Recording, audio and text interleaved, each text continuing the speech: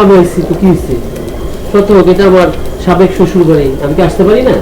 আসো, সহজে না দিলে জোর করে লয়। ওই বাচ্চা কই কও। মা বটিটা নিয়ে হতো।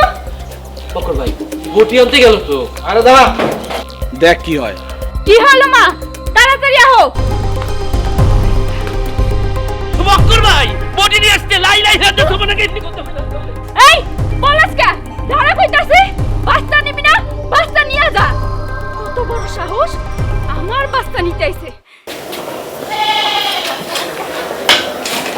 মা চল, আমরা এখানে থাকুন না, আমার কোনো নিরাপদ নাই।